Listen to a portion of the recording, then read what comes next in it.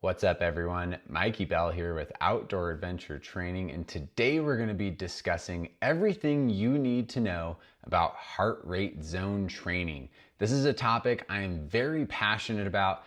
As an outdoor athlete and professional mountain guide, I spend a lot of time out on the trail working my cardiovascular system, whether it's trail running, mountaineering, backcountry skiing. Basically, I'm a fiend for any uphill activity. While of course the strength and stability training that I talk a lot about on this channel is absolutely critical for outdoor athletes, nothing fills my cup or brings me more joy than being out in the field, getting my heart pumping. That being said, it's very important to have a structured approach to your cardiovascular training to maximize your performance and really ensure that you're working efficiently towards your goal. As you can see on the board behind me, we have all the heart rate zones written out. We're going to talk in depth about each one and where you should consider banking most of your time to get the most bang for your buck in each cardiovascular training session. If you're looking for more structured with your cardiovascular training, check out our programs at outdooradventuretraining.com.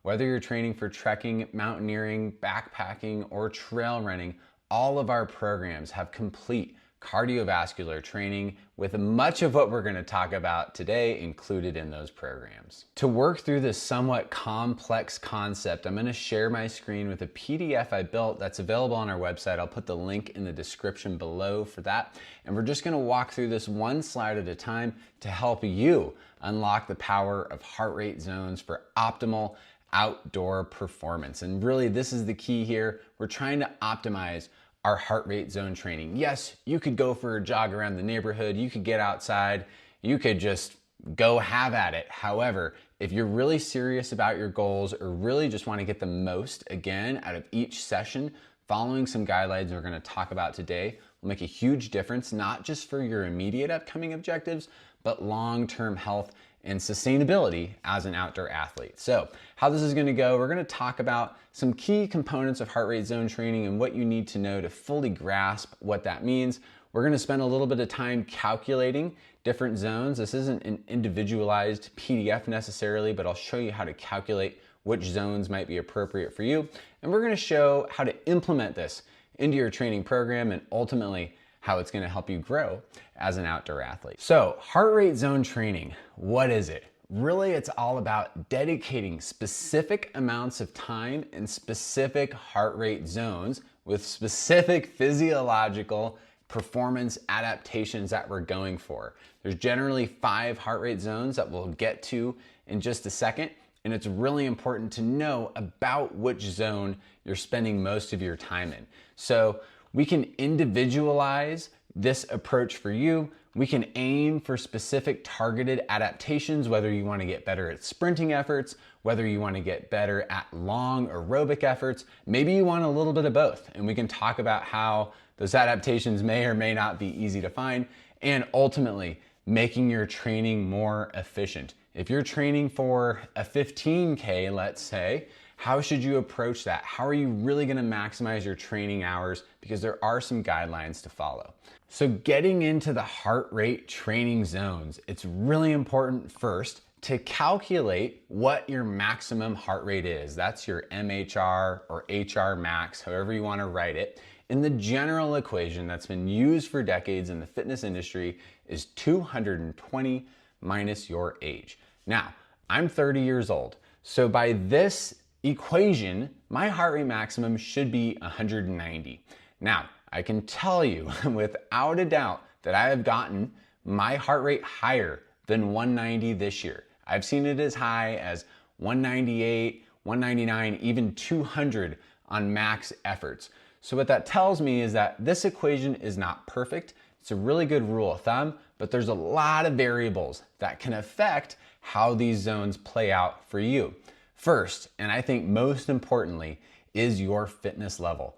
I have many, many years of cardiovascular training under my belt, and because I'm so consistent year in and year out, month in, week out, basically most days of my life I'm doing some form of cardiovascular training, those numbers probably have shifted upwards for me, meaning my heart rate max is not necessarily 220 minus my age. It might be 230 or 240 minus my age. And this is really difficult. And the best way to know what your heart rate max is truly is to do a maximum heart rate test, which is very uncomfortable and unpleasant. And I wouldn't necessarily recommend it for most populations.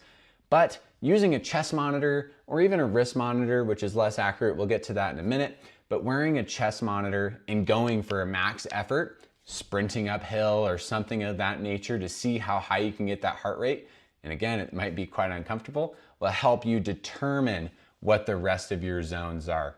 Other things like genetic, your current health status, whether you're sick or not, that can make a huge impact on what your current heart rate max is.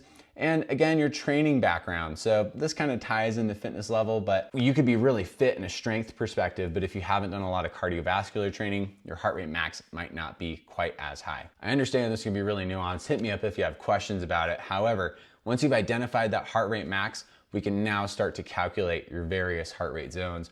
We're gonna walk through these one at a time, and I actually believe on this slide will make more sense. The other one was top down. This is kind of a bottom up. But let's start with heart rate zone 1.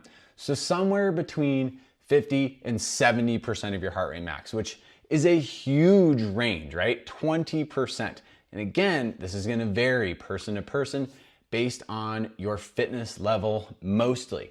Someone who's less trained might hit zone 1 at 50%. For me, I feel like it's closer to this 65, 70% number, and we'll talk about some metrics of why I think that is. Mostly because of the rate of perceived exertion. Looking at my heart rate, I can be at 70% of my heart rate max, still be nose breathing, still be having a conversation, and it still feels like pretty low intensity for me personally. However, this zone 1 is amazing. Logging a lot of hours here is gonna make a huge difference in your overall performance and really contributes to building this strong aerobic base, aerobic efficiency, mitochondrial production, which is the organelle in the cell that actually builds the ATP. When that ATP gets split, that's the bang that gives you the energy and has some other byproducts that we won't get into here. However, spending a lot of time in the zone 1 is amazing. This is usually a structured exercise, might be slower paced hiking on flat ground, walking downhill. Sometimes I'm in zone 1 jogging downhill. It could also be not structured exercise like gardening or some intense vacuuming around the house, whatever it is. Spending a lot of time in zone 1 is amazing. We want to make sure we are actually in zone 1 if our goal is to build this aerobic base. Zone 2, there's been a lot of talk about zone 2 training lately. Andrew Huberman's talked about it, Dr. Peter Attia, whole bunch of other pillars really in that health and fitness wellness domain. But zone 2 training is legit and it really does work. And the more hours, again, you can log here, up to 30 to 50% of your total training is amazing. It's just a small step up above zone 1. And as written here, it can be hard to differentiate the two, which is why sometimes it's also classified as this no man's land for some people. It's hard to spend a lot of time there, but with more practice, with more real-time feedback from a heart rate monitor, you can have a pretty good idea if you're operating in zone 2. This is what helps push our aerobic threshold. What that means is we can work aerobically at our upper limit of capacity, meaning we're going faster, but we're still in this aerobic zone, meaning we're not pushing into anaerobic training. Let's just break those two concepts down real quick and we'll talk more about this at the end. But aerobic training means with oxygen. Oxygen is not quite the primary fuel source. It's still sugar, but oxygen is playing a role with sugar and glucose, glycogen, more specifically, to help us fuel those muscle contractions. When we get into anaerobic, by definition, oxygen is not playing a role in our metabolism anymore. It is exclusively glucose and glycogen in the stored form. So as you could probably guess, if we spend too much time anaerobic training, let's say you're going for a 10-mile hike and you go as fast as you can in the first hour, you might burn through all those glycogen stores in your blood glucose and you're gonna bonk. Most times when people bonk, it's because they spent too much time anaerobically too early and they burn through their fuel supply so quickly. Again, another reason why we want to stay aerobic as much as we can and logging up to 70% of our total training hours, and you can look at this from a weekly perspective, in aerobic training. As we move into zone 3, we're switching to this anaerobic system. This is somewhere between 89% of your heart rate maximum. And again, there's some variability here. Don't live and die by these numbers. However, we're definitely working anaerobic. Spending time here is awesome, and you should, up to 15 to 30%, which is significant. This might be a tempo run or maybe a ruck with a heavy backpack working uphill, pushing that anaerobic system. This can help improve your VO2 max, and above all else, anything in this anaerobic zone, I think does a lot for mental grit and fortitude to push through when things get tough. And quite frankly, if you're climbing a mountain or going up a steep hill, you're gonna hit a section where you have to move anaerobically to get to where you wanna go. The reality of carrying a heavy pack up a steep hill at altitude in the sun and staying in zone 2, you're gonna be going at a snail's pace, which might be okay. It's all dependent on your objectives and your goals. However, spending some time in zone 3 will pay dividends when you're faced with those more difficult challenges on the trail. Moving into zones 4 and 5, these are kind of our peak, top level. This is getting very close to your heart rate max. This should be very difficult. This is more or less an all-out effort, and you should be spending 10% or less of your total training hours in these two zones. I'm not suggesting that you should completely avoid them. However, in the context of an outdoor endurance athlete, trail running, mountain biking, mountaineering, trekking, any kind of domain like that, we don't need a lot of this for those efforts. As a professional mountain guide on a 12-hour climb on Mount Shasta, I don't want to touch any of these zones because I'm going to get more tired more quickly, which increases my risk of injury or having a problem. And I don't want any problems, which is why I spend most of my time in zone 1 and 2, maybe teetering into zone 3, but we don't want a lot of this. You can certainly and should spend some amount of time training in these zones. For me, it's usually in the form of a faster paced run. I'm pushing a PR, I'm doing some hill sprints or stair sprints at the stadium, something that's intentional, more high intensity training. It's important to, while we're on that topic of high intensity training, to mention that so many people are all about that quick fix, the HIIT workout, 30, 40 minutes all out, where you're in a lot of zone 3, 4, and 5. That's great, but not in the context of training for outdoor adventures. If you're looking to go backpacking and you want to do a 20-mile hike, those HIIT classes are not going to be very transferable to ultimately what you're training for. My recommendation for you is if you plan on spending time in zones 4 and 5, do it in a sport-specific fashion. What that means is if you're hiking primarily, that's your goal, let's say, you should hit zones 4 and 5 in your training hikes with a heavy backpack, going as fast as you can uphill. Same if you're a runner, plan to hit zones 4 and 5 for a brief section of your run. Maybe a steep hill towards the end, or maybe you're doing sprints at a local track, whatever that looks like. So that's a not so brief explanation from all the heart rate zones. As a quick recap, zones 1 and 2 are more aerobic, where you should be logging a vast majority of your time, and zones 3 through 4 are anaerobic, where you should spend a little bit of time, but not quite as much. Now that we've talked about all the heart rate zones, how the heck do we know what zone we're operating in? These are my 3 primary methods that I use to ensure I'm hitting the zone I'm after for my training session. Let's start with wrist-based monitors. These are the most common. I'm wearing one right now. I'm not tracking my heart rate, although it'd probably be a little elevated because I'm talking so much.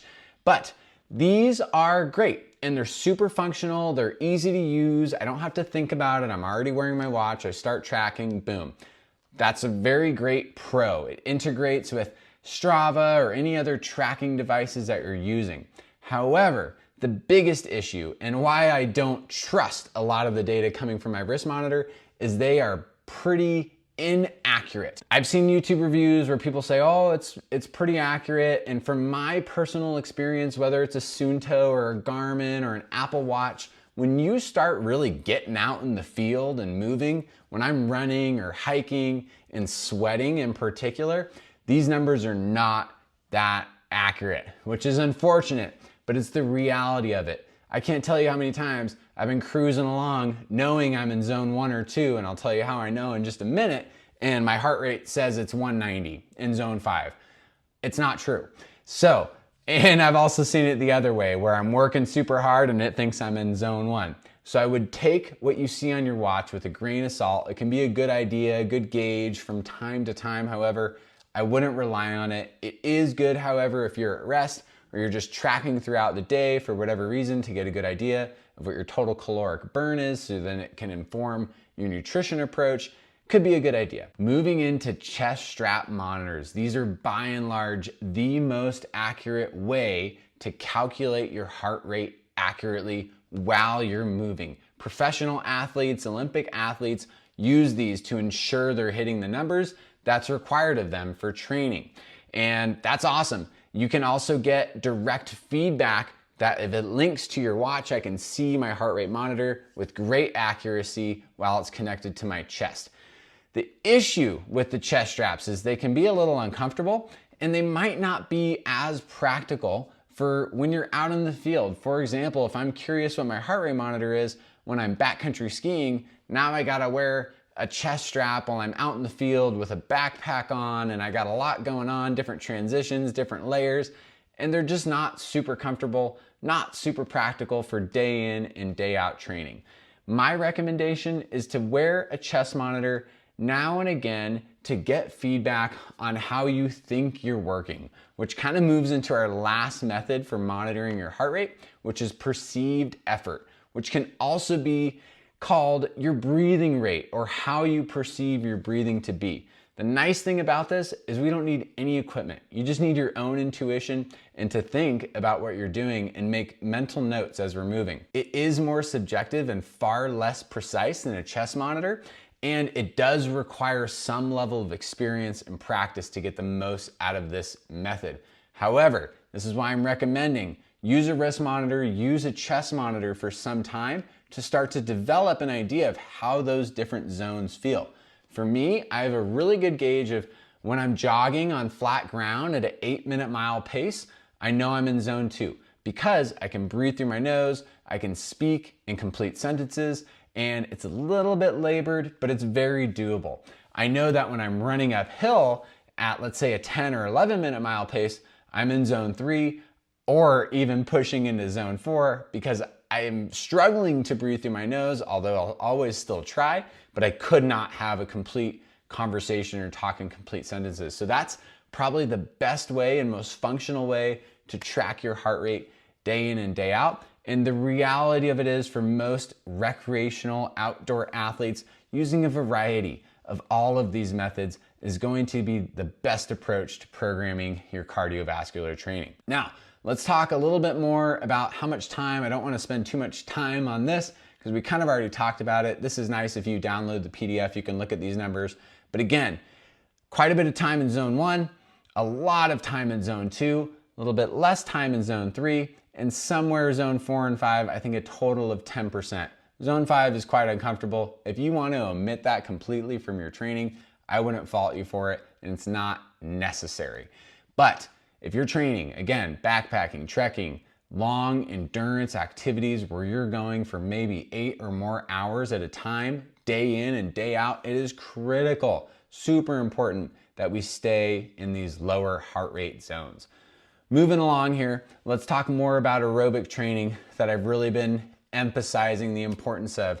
Number 1, this mitochondrial density. So again, in the cell, building more mitochondria is going to give your body a greater ability to generate more energy through the use of more oxygen. Enhanced capillary networks. What this means is your actual blood vessels that deliver the oxygen to those bloods will grow and develop and become more efficient. This is counterintuitive, but improving your VO2 max is a direct result of aerobic training, which means you'll be able to uptake more oxygen and work at a higher level with a lower rate of perceived exertion, which is really what it's all about with cardiovascular training. Doing more with burning less, That should be pretty much everybody's goal when it comes to cardiovascular training. And lastly, better energy utilization. Yes, we can to some degree use fat as a fuel source, but if you look at any of our previous videos on nutrition, like our Fuel for Endurance video, you would know that no matter what the activity is, carbohydrates are still the #1 fuel source for the body. Don't think you're gonna get into this special fat burning zone where you're just shredding all the pounds of fat away while you're moving in zone 2. Unfortunately, it doesn't work that easily. However, you still will burn fat. Ultimately, if you want to burn fat, you need to get your nutrition dialed. Hit me up if you have questions about that. Watch our nutrition videos. I geek out on that stuff. But in general, aerobic training is where it's at, which should be a relief for most people. Most people don't want to go nuts in the gym or sprint on the trail. I'm telling you right now, it's about logging more hours at a lower intensity over a long period of time. Anybody that's been following this channel for any amount of time know that I stress the importance of longevity and the sustainability of being able to do this for years and decades down the road. It's not just about this week's backpacking trip. It's about next year and the year after and going backpacking with your kids and your grandkids and so on. It's really important that we're setting the stage now to accumulate this cardiovascular efficiency over a long period of time.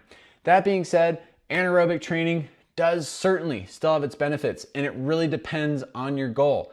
Personally, I have a half marathon with a vertical mile coming up in less than 6 weeks now, and you bet that I'm going to be pushing more anaerobic training for that one to ensure that I can push on that last summit push and really get the most out of it, and probably be red lighting. So I want to train with that in mind to some degree, which is going to help me increase my power output. So that last summit push, that last 800 feet to the summit of Mount Ashland, I'm going to be pushing it hard, so I need to train with a little bit of this as well. In my mind, this is a shorter term and quicker adaptation, meaning months and months of building an aerobic base, and then as I approach the race, spending a few weeks of that sprint, in my mind, is kind of the best way to do it because you've built a solid base, and then we can start compounding on that.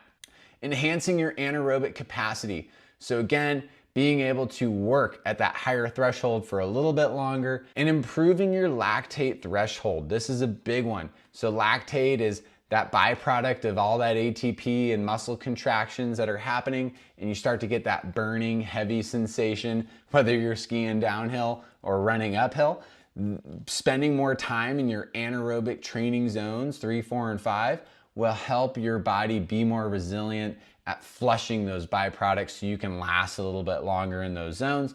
And on that same note, kind of tied in, enhancing your recovery rate. That is my biggest qualm with high intensity and anaerobic training, is that you will be much more sore the next day. I could run 10, 15 miles at a aerobic pace and virtually have no soreness the next day.